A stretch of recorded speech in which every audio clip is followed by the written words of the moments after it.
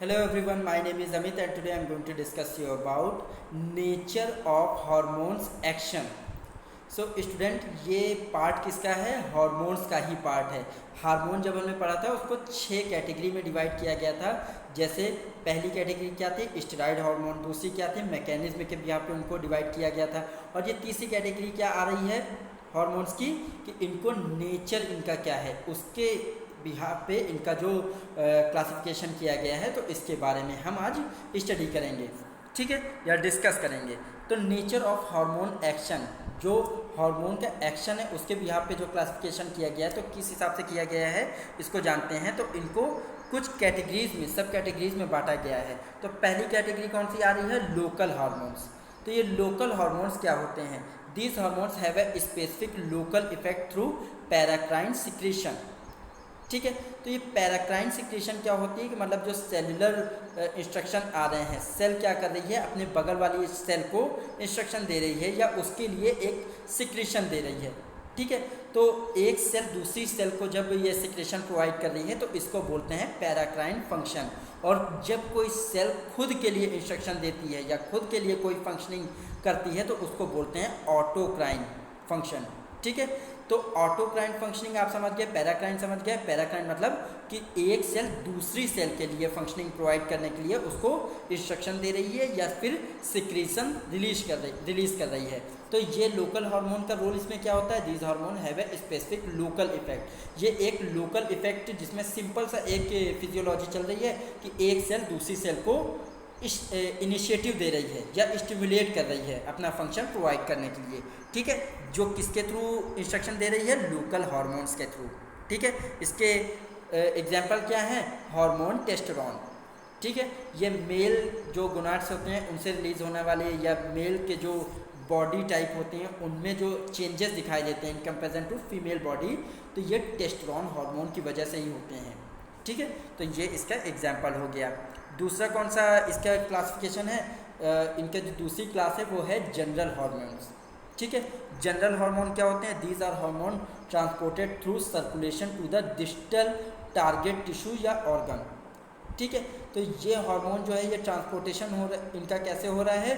Simple circulation के through. Simple circulation मतलब जो डिफ्यूजन प्रोसेस चल रही थी, हार्मोन का प्रोडक्शन हुआ और ब्लड वेसल में जाके वो ट्रांसपोर्ट हो गया और जहाँ टारगेट टिश्यू था वहाँ पर पहुँच गए। टारगेट टिश्यू मतलब डिस्टल टारगेट टिश्यू। डिस्टल का मतलब आप समझ लीजिए जो डिस्टेंस पर है, ठीक है। तो डिस्टेंस पर हैं, जो दूरी पर हैं, उस टारगेट टिश्यू पर जाकर ये अपना एक्शन दे रहे हैं या फिर इस टिश्यू को अपना एक्शन परफॉर्म करने के लिए एक मैसेज प्रोवाइड कर रहे हैं या फिर इंस्ट्रक्शन दे रहे हैं, ठीक है। तो इन जनरल हार्मोन्स के एग्जांपल क्या हैं? जैसे कि थायराइड हार्मोन हो गया या फिर इंसुलिन हो गया, ठीक है। अब नेक्स्ट इनको किस हिसाब से इनको क्लासिफाई किया गया है? तो नेक्स्ट इनकी कैटेगरी थी इफेक्ट ऑफ हार्मोन। अब हार्मोन किस तरह से अपना इफेक्ट देते हैं, तो according to the effect of hormone तो इनको भी फर्दर क्लासिफाई किया गया है। तो पहली कौन सी कैटेगरी है?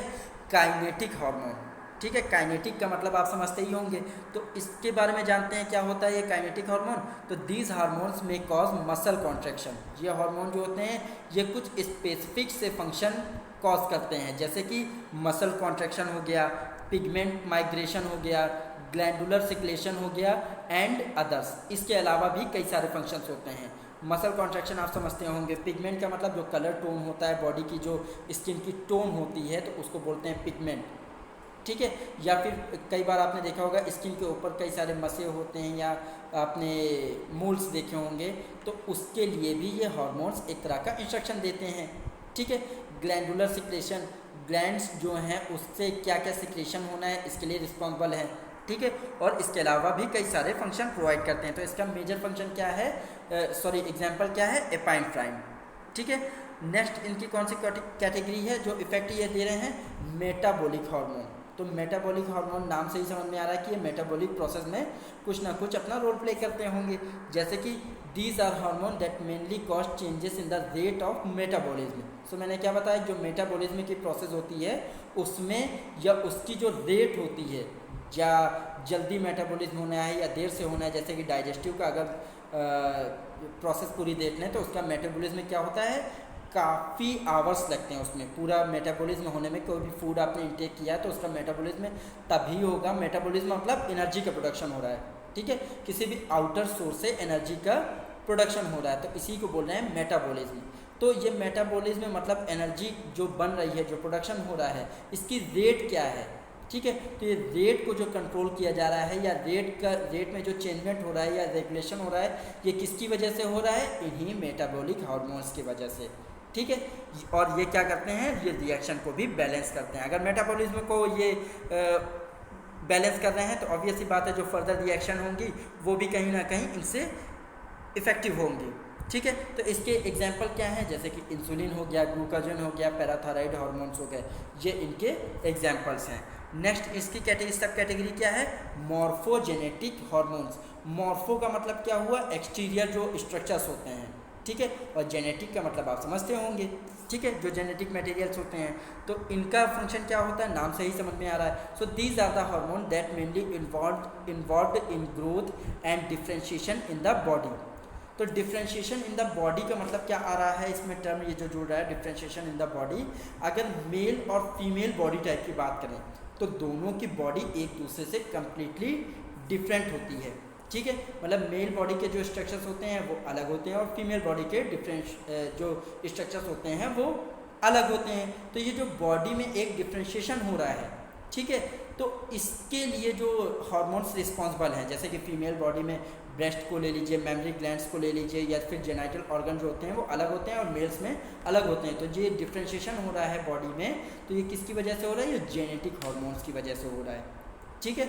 या फिर कई बार आपने देखा होगा कि कई सारे जो बाई प्रोडक्ट होते हैं, जैसे या चिल्ड्रंस होते हैं, बच्चे होते हैं, वो उनकी शक्ल या ज़्यादातर क्या होता है अपने गार्जियन से मिलती है, अपने मम्मी पापा से मिलती है। तो ये किस वजह से हो रहा है, ये मॉर्फोजेनेटिक हार्मोन। जेनेटिक का मतलब क्या हुआ, कुछ इस टाइप के सब्सटेंस जो एक इंस्ट्रक्शन दे रहे हैं, किस लिए, रिप्रोडक्शन की प्रोसेस के लिए, ठीक है।